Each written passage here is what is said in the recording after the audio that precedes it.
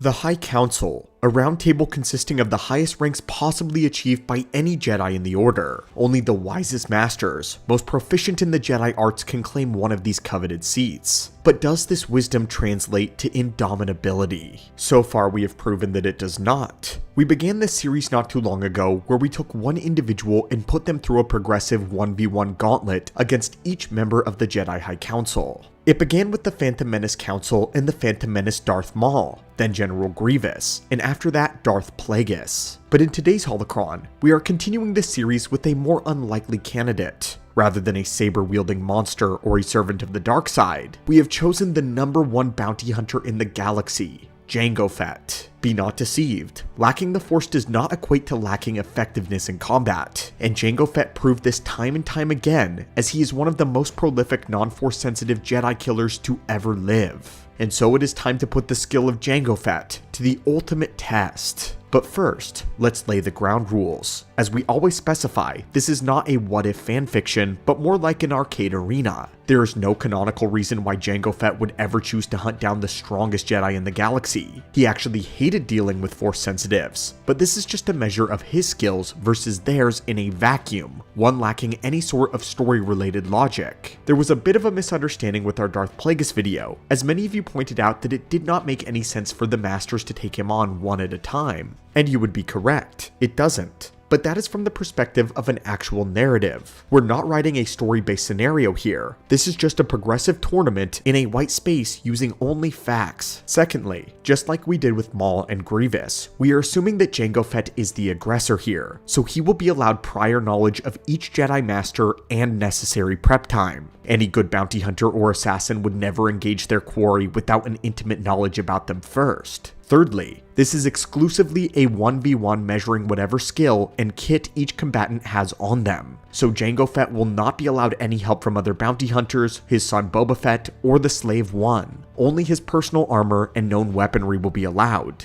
Finally, we will be using the Jedi Council from his era, which means the roster from Attack of the Clones. So with that out of the way, lore junkies, let's begin. We should justify why Jango Fett is being considered for this gauntlet in the first place, and for that, we'll have to go over some of his feats. When Jango was alive, he was one of the most dangerous non-Force sensitives in the entire galaxy. Jango Fett was raised during the Mandalorian Wars, when Death Watch was fighting the true Mandalorian faction. However, Jango's life changed dramatically during the Battle of Galadran. This is where Death Watch teamed up with the planet's governor in order to frame the true Mandalorians for genocide. The Republic dispatched a group of inexperienced Jedi Knights led by Master Dooku in order to take care of the issue. A massive battle broke out in which every Mandalorian present was butchered, all except for Jango. In the aftermath, he would be turned over to Galadran's governor, where he would serve as a slave for several years. But once Jango escaped, he reclaimed his Mandalorian armor and went on a quest for vengeance. Though after he got his personal justice, he was faced with the reality of being all alone. Rather than look for more Mandalorians, he became a bounty hunter. From that day on, Jango Fett refused to trust any Jedi, and while he didn't necessarily have it out for them, he ensured that he would never have a problem with Force sensitives and them ever being a challenge to him again.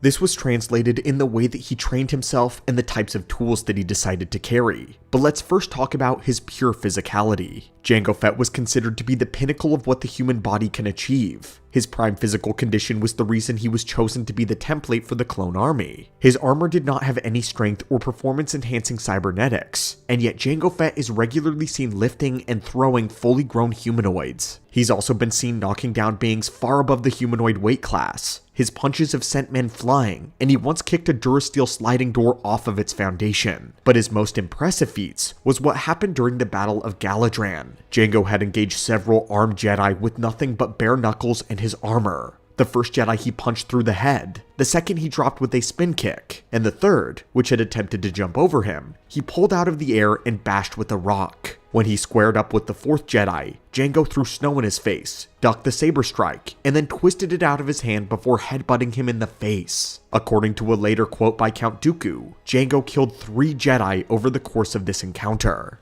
In Star Wars, attempting to fight even one trained Jedi has the odds stacked against you. The Force enhances their senses. It allows them to not only predict future movements, but react on instinct or dodge or counter almost any attack. A Jedi's enhanced speed, strength, and resiliency is known to keep them in fights far longer than average beings, and this is not considering the fact that all 4 of these Jedi had their lightsabers. Jango had nothing but his armor and a rock, and he not only scrapped with all of them, but one-shot 3 of them and bested the 4th in single combat. The sheer amount of speed and physical might required to do this is beyond what any normal person should be able to muster. This was the reason why we've selected Jango Fett for this scenario, because he regularly fights fully trained Jedi Knights and wins. Further proof of this is his skirmish with Obi-Wan Kenobi on Kamino. Their fight was largely without flash or flare, but it was raw and violent. Although Kenobi put Jango on the ropes, the Mandalorian was ultimately victorious in this confrontation. In the novel for Attack of the Clones, their fight is actually much longer, and they had an extended fisticuffs bout during the fight itself. Obi-Wan displays an impressive degree of martial skill here, enhanced greatly by the Force. While Jango Fett is unable to fully stand against him in close quarters, he is able to somehow react to Obi-Wan's supernatural speed.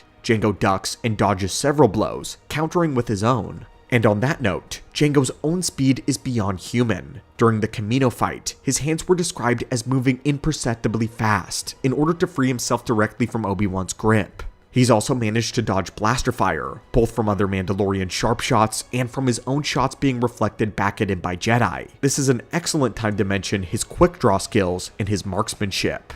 Zam Wessel commented on Jango's quick draw being famous, and for very good reason. In the 2024 Jango Fett comics, he walks into a casino and is surrounded by 6 trained assassins with their blasters aimed at him. He proceeds to quick draw both of his own blasters and drop 5 of them before a single one can open fire. Jango's speed and accuracy has even allowed him to shoot through Jedi defenses. When he engaged the Dark Jedi Komori Vosa, a former apprentice of Dooku, Jango's guns actually forced her to retreat. Previously, Komori had easily deflected Zam Wessel's bolts, and according to Dooku, had killed 20 Mandalorians herself. Vosa was described as being faster than the eye can perceive, deflecting omnidirectional blaster fire from Hutt mercenaries. But against Fett alone, Vosa found herself overwhelmed by his marksmanship and was forced to flee. Most famously, Jango has already killed one of the Jedi Council members, Coleman Trebor, and he did so with only a single blaster. This moment has become a joke for showing how bad Trebor really is. But the truth is that Coleman Trebor was a Saesee practitioner. According to Star Wars Insider, Coleman Trebor had previously taken out several waves of droid battalions, so he was quite adept at blaster deflection, and yet Jango made a fool of him. To further substantiate the pure accuracy of Jango's shots, the Attack of the Clones novel reveals that Mace Windu had serious issues when engaging Jango in the open arena.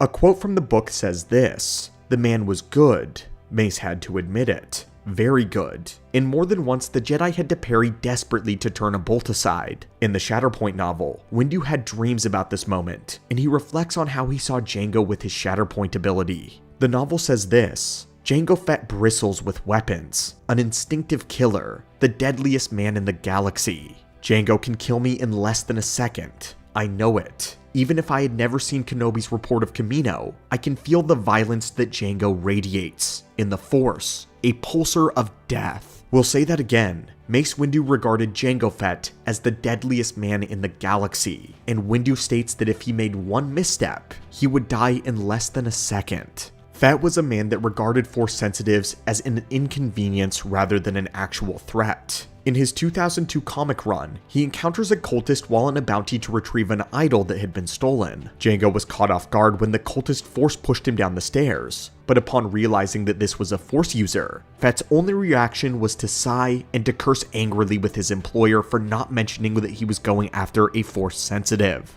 But after that, it was more like an irritation than an issue. He had no qualms tangling with Jedi, and did so with enough regularity to make a science of them.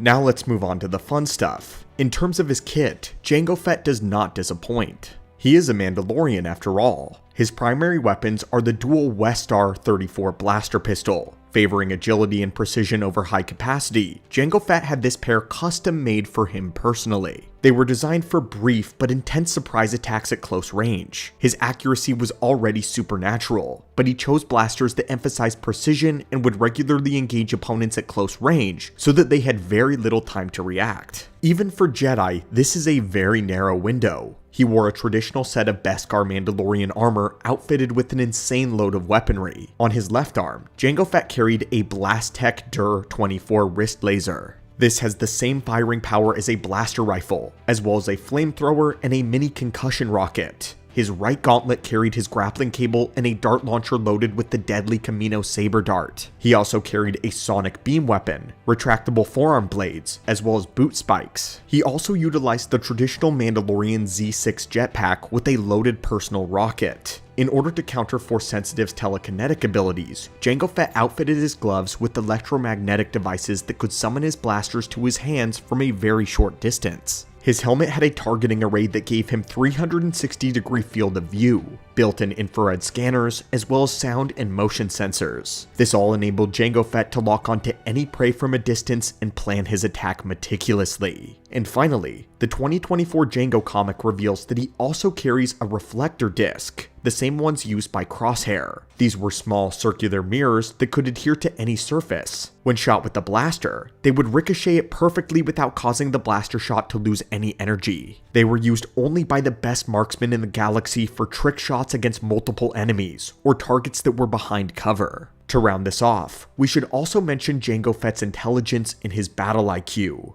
Jango didn't trust anyone, so he never went into any situation without a solid plan. Obviously, his choice of training and gear to fight Jedi goes to show his levels of preparation. But we will use one example to show just how well prepared Jango really is. When Jango was summoned to meet Dooku for the very first time, he made sure to have all the cards so the negotiations would go in his favor. Upon first entering the room, Jango released virus spores from his armor which immediately infected Dooku without his knowledge. This was the Keratos Plague, a native disease from Concord Dawn, Jango Fett's home. Jango had been inoculated as a child, so he was not infected. When the two had a tense standoff, Jango revealed what he had done, and Dooku searched his body with the Force. He deduced that he would be blind in 40 minutes, and brain dead within an hour. Jango stated that he had an antidote on his ship, which was rigged to a self-destruct module linked directly to a heart monitor on Jango's chest plate. If Dooku killed him, the ship would explode, along with the antidote.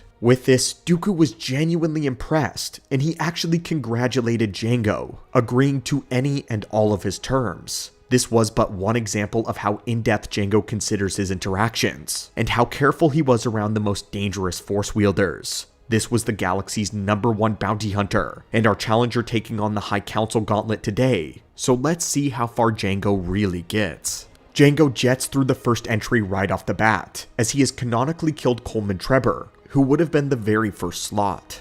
Trebor was a Vork Jedi Master who was highly valued for his fellow Jedi for being exceptionally level-headed. He made it onto the council because of his wisdom and his statecraft. But he also wasn't all talk. Like we mentioned earlier, he was an adept Saesee wielder who was stated to have cut through countless battle droids before engaging Dooku. His Force stealth was so refined that Dooku did not sense him coming. This is confirmed in two separate places actually, within the official Star Wars fact file number 106. Dooku was indeed surprised by Coleman's ambush, but Jango had been able to react faster than even Dooku here. There is an argument to be made that Dooku didn't immediately defend himself because he sensed that he was no longer in danger. It was possible that he knew that Jango would keep him safe. So even though he very easily could have raised his own lightsaber, he sensed that it was unnecessary. But it remains impressive that Fett had still defended Dooku so quickly that it removed the need for the Sith to do it himself. Moving on, the next combatant is Adi Gallia. Of all of the Jedi on the Council, it was actually more probable that Jango would have met Gallia naturally. Gallia primarily operated within a covert Jedi intelligence network on Coruscant. She dispatched spies and was the main acquirer of information for the High Council. Being relegated to the more underground operations, her paths could have crossed with Jango very naturally. So what would have happened if they ever did?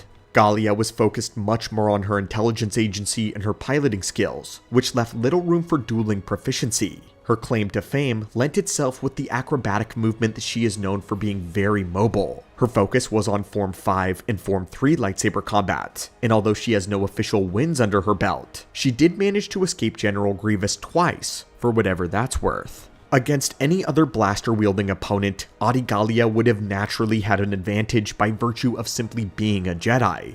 But against Jango Fett, it's just not enough. Given that he has killed Jedi Council members and pressured some of the finest warriors in the Order, Jango presents himself in a tier far beyond other non-Force wielders. We believe that this council member simply does not have the skill to defend against his keen blaster shots for very long at all. Both she and Trebor had experience in Form 3 Saesee, but both share the problem of having focus in other areas of Jedi service. The fact that she survived against Grievous tells us that she has decent defensive capabilities, but against Jango, we still believe that he wins with only moderate difficulty. But the issues for Jango are gonna start when he faced the Jedi Council member Evan Piell.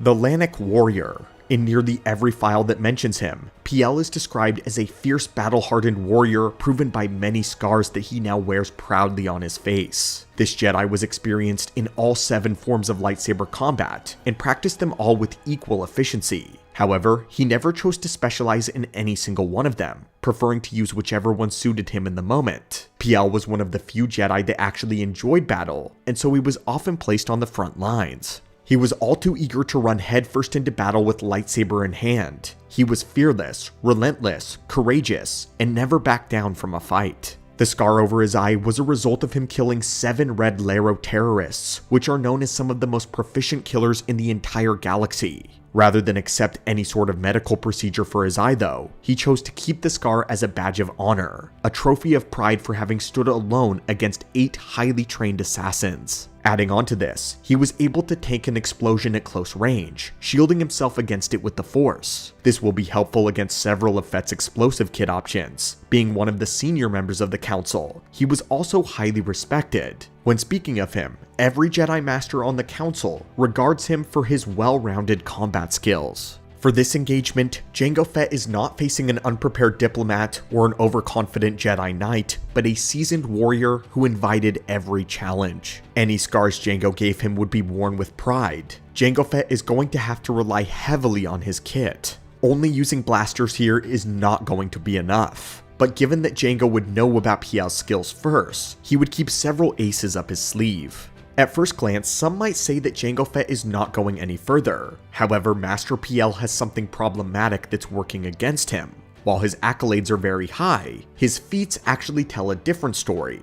During the Clone Wars, he and Tarkin had discovered the coordinates of a secret hyperspace lane that connected Republic and Separatist homeworlds, thereby providing a distinct strategic advantage. When they returned from the Outer Rim, the Separatists attacked his flagship, seeking to pilfer all intel. Piell seemed to be aware that he was not able to hold off the Separatist here, so he memorized only half of the coordinates while Tarkin memorized the other half. That way, if only one of them were to break, the information would be useless to the captors. As the Jedi apparently predicted, he was unable to hold off the droid forces that boarded his ship, and when the command bridge was attacked, he unleashed a mighty force push that dropped 4 super battle droids. However, he immediately surrendered when only 2 droidekas arrived. Destroyer droids got their name for a reason, as they were some of the deadliest war machines ever produced by the CIS. Their twin rapid-fire cannons mixed with personal deflector shields made them incredibly challenging for even Jedi. Experienced Jedi and their Padawans would often flee from droidekas. However, a freshly knighted Anakin Skywalker and his Padawan Ahsoka Tano have handily dealt with destroyers before.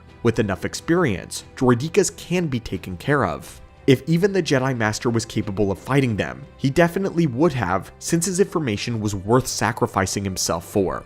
But instead, he surrendered, knowing that he could not take them while cornered on the bridge. So despite being a well-acclaimed warrior, one who had a reputation for never backing down from a fight, Evan Piell surrendered in the face of only 2 droidekas. If the Jedi didn't have the confidence to take on destroyers, he has no hope against the #1 bounty hunter in the galaxy, the deadliest man alive according to Windu. Windu had difficulty turning aside the pinpoint accuracy blows from Fett's Westars. We must repeat what Windu said in the flashback. He knew that if he made even a single error, he would die in less than a second. This is Mace Windu, the Order's 2nd greatest warrior. Because of this, we believe that Jango Fett would assassinate Master Piell. But even if he isn't able to secure the kill, he would at least force the Lannic Master to retreat. Combining his marksmanship, his kit, his arsenal, and pure grit, he'd show the Jedi Master a real warrior's challenge. The Jedi Master would require a lot more effort than Coleman or Gallia, but nonetheless, we believe that Jango Fett moves on.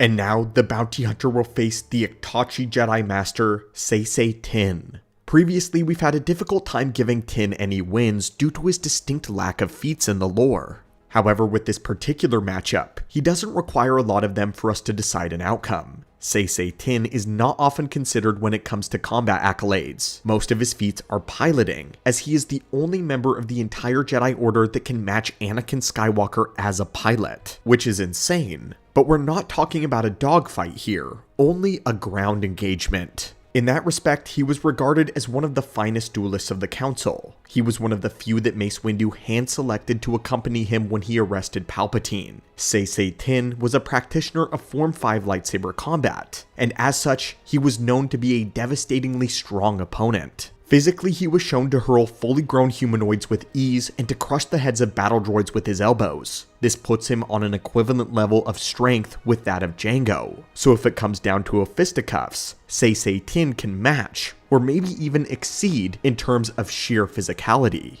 In terms of the Force, he was regarded by many to have one of the strongest connections. He was incredibly talented in telekinesis, having once hurled a battle droid 4 kilometers away. He was also able to redirect a homing missile back at its target, a feat that Mace Windu commented that he had never seen anyone do before. This would allow him to turn aside Jango Fett's jetpack personal rocket, as well as some of his micro-missiles. But now is a good time to point out an issue with Jango Fett that only now makes itself apparent. With other Gauntlet challengers, they've either been Force users or General Grievous, who has contingencies for the Force, but Jango Fett has neither. He's trained himself to operate on their level physically, but when it comes to them actually manifesting their abilities, he's sort of at a loss. There are no moments in the lore that we could find where Jango does something to intercept or to bypass any Force ability. He can only create contingencies to contend with them in other ways, such as giving himself the glove magnets. If he's facing someone who just releases an all-out Force push, he's getting blasted into a wall most likely unless he can dodge.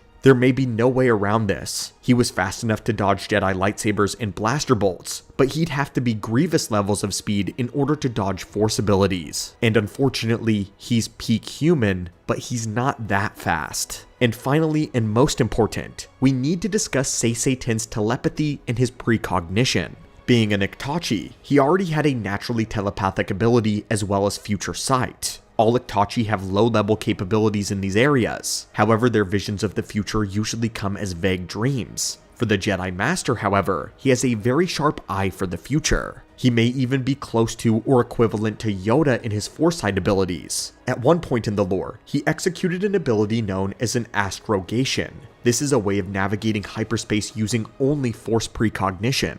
Using this, he could fly through the dangerously precise corridors of hyperspace without using a nav computer. He even taught this ability to Anakin Skywalker. The reason we believe his precognition is relevant is because we believe this cancels out Jango's prep time advantage. Even if he could pull a trick like he did with Dooku by releasing spores from his armor, we believe the Jedi would see this coming and could find some way to alter it. And when we bring up his telepathy, the fight is basically over here. Saesee Tiin was uncontested the greatest telepath in the entire Jedi Order of his time. Some call him the greatest in the Jedi's history. This was an ability that came so naturally to him that he had to train himself to turn it off. He believed that speaking was redundant, which is why he barely talked at all. He could simply ascertain what someone else was thinking by looking at them. And yes, it worked against even Force wielders. As a child, he could hear the thoughts of all of his classmates and his teachers. And as a Jedi Master, he could hear the thoughts of Qui-Gon Jinn,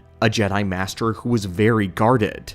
This gave Saesee Tiin such an advantage that he became undefeated in lightsaber combat. In Master Tiin's own words, in combat, telepaths do have a distinct edge. Even if one fights by instinct and reflex, most cannot stop themselves from emitting monosyllabic thoughts that project their next movement. During my training bouts at the Jedi Temple, my opponents unwittingly revealed their every move, allowing me the crucial fraction of a moment that enabled me to be the one who would remain standing. Sidious actually bysteps this ability by first telling him to read his mind in the Revenge of the Sith novelization, at which point he relieves the Jedi of his head.